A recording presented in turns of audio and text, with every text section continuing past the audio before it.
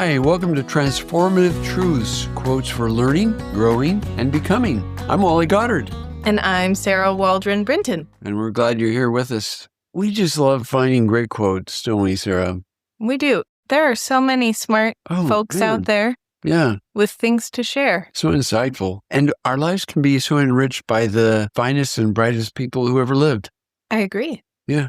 So I have one today that comes from Truman Madsen, who was a professor at BYU, and he said something in a talk called 20 Questions. And these are questions intended to determine whether you're experiencing the Spirit in your life, whether you're really in the sense of having spiritual experiences in your religious life. And so this is a quote from Brother Madsen. He says, "Perhaps more often than any, the question comes up in campus wards. Why aren't there as many spiritual outpourings today as there were in the first generation? It's a very revealing question because there are. But those who ask seem always to assume that their lack of experience applies to everyone."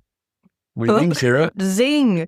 I love that quote because he kind of points it back and says, maybe we need to look inward and ask ourselves whatever his 20 questions are or whatever our personal question may be to get in touch with the Spirit. Yeah. Are we experiencing the Spirit in our lives? Is it a regular participant? I have sometimes compared myself, for instance, to the Kirtland Temple experience and found myself badly wanting. I haven't had a personal experience with Elijah or other great prophets of the Old Testament. And so one can develop a spiritual inferiority complex, can't one? One could. But on the flip side of that, as I have studied the life of Elijah in particular, he has been very real in my life. Just this week, I noticed that when it talks about Moses and his spiritual experiences, it says he experienced the Lord spiritually, with his spiritual eyes. And I'm thinking, maybe some of these experiences we're having are not so vastly different from those had by early members of the church or the ancient patriarchs. You know, I think you're right. And something I found in my own spiritual life is if I sit down, okay, here I am, time for a spiritual experience. Ha! And I'm just sitting here and I'm like, I'm going to have an awesome experience. And it's starting 3, 2, 1. And then it goes, doo, doo, doo, doo. You know, I don't know. That method doesn't work for me. That's never really happened. And as an artist, I feel that same way. If I've ever made something meaningful, it's not because I did it on purpose. If anytime I sit down to try and make something and I'm like, this is going to be great, that inevitably fails. Yes. I don't know.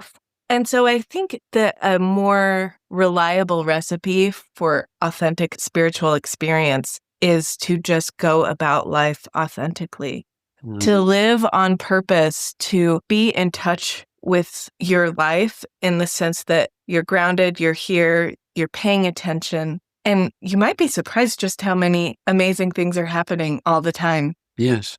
So over the weekend, we went to Provo, which is where me and my husband went to college. And during those days, Tom was quite the rock and roll man. His band had this reunion and we were partying like it was 2012. And it was so funny because, as you can imagine, having 4 young children and entering this scene where I was in my early to late 20s, it was a different experience because a lot has changed. Yes. And there were small people with small needs and small legs and all of this. And I realized, boy, I'm not going to get through this weekend without a little bit of help.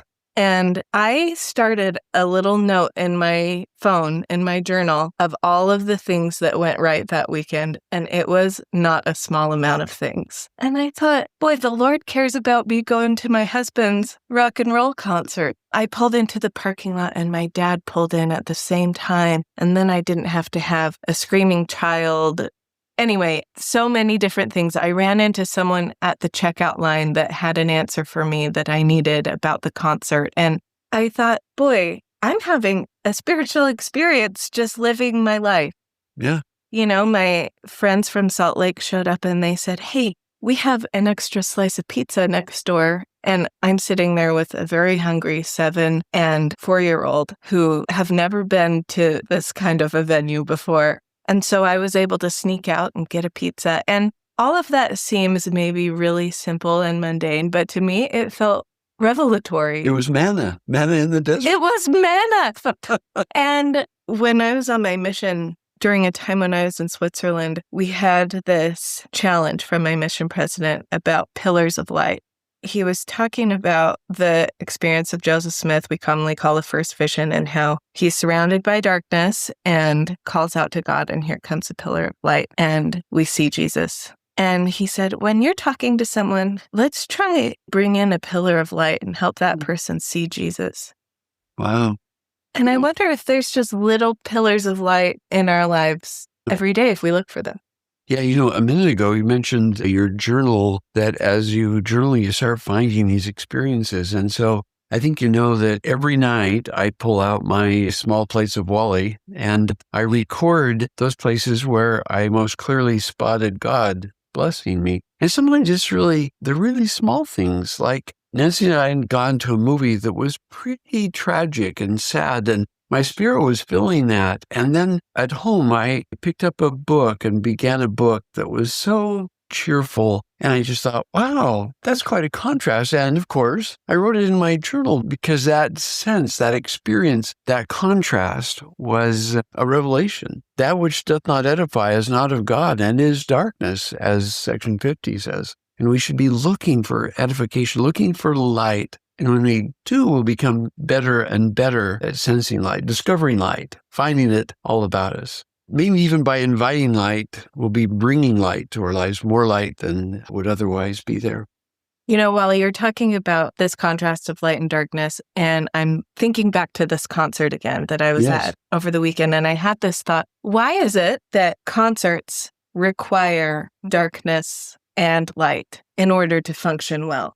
If you've ever been to any kind of concert, what are the lights like? When you enter, they're light so that you can see where you're going and find your place or whatever. And then as soon as it's time for the performance, the house lights go down. Yes. And you choose to sit in darkness so that you can focus on the main event. Yes. And I've been thinking about that, how a concert would feel very awkward if the house lights were on the whole time. Yes. Very distracting. I wonder if in our lives we need some darkness in order to be discerning. Because if the lights were on all the time, maybe it would be harder to focus. We come into this world beneath a veil. And I think that the Lord is trying to teach us to find light, to seek light, and to exist in a place that you have to find that intentionally, maybe. Yeah. To be seeking it. One of the things that helps me do that is to record it every night. It's an accountability step. It's a practice step. I'm training myself to be more mindful of the light, more aware of it, and also more grateful for the light. I think that job of editing the events of every day and retaining those parts that point us to God and teach us truth, boy, it's a process that I think enriches our lives. I think so too. So, Wally, what do we do with all of this? I think, Sarah, that not only should we be very mindful, we should have light sensors in some sense. We should be aware of light. And when for instance, just sitting with a friend, you feel a special kind of happiness. You say, yeah, that's a gift from heaven. Or when reading a book or serving someone, you feel that luminescence. Wouldn't it be nice to notice? And I like to record them too, so that they feel more accountable for having seen God and appreciated his presence. So maybe that's the challenge, to be more aware and then, as appropriate, make a record. So maybe for those of us left a little bit wanting for spiritual experiences, we set an intention or set out on our day thinking, okay, I'm going to look for the Lord today. I'm going to be aware. And then I do think that when we make an effort to write that down and to notice it, it's kind of like this law of repetition. When you remember it once, you're more prone to remember it again the next time. Yes. And maybe for our children too. I think your kids might be pretty excited about the small plates of Wally. And right now, my small plates live in my phone. I am such a pen and paper girl, but I've come to know that I'm not always going to find my pen and paper. And if I can just write a little note in my phone, this is something I started doing when I just had my 2-month-old a couple months ago. I started in the hospital. I thought, I'm just going to make a note. And whenever something great happens, I'm just going to stick it in there. And so now I have this long record of the last 2.5 months. Yes. And that's what's working for me right now. Yeah. And so whatever way it gets done, we can accomplish it that fits into our lives. But it's that process of being aware, being mindful. Another thing that I sometimes do, and I mean it quite reverently, is sometimes when some experience just pops into my life, I look heavenward and say, Father, I caught you again. I caught you blessing me. I'm grateful. I think it's good to acknowledge that all that's good, all that's light, all that's sweet comes from God. Yes. So there's a challenge for us, huh? Yeah. I hope that some of our listening friends might notice this week. Yes. And we'd love to hear back from you about your experiences too. That'd be fun. Well, that would be fun. Yeah. Could be pen pals.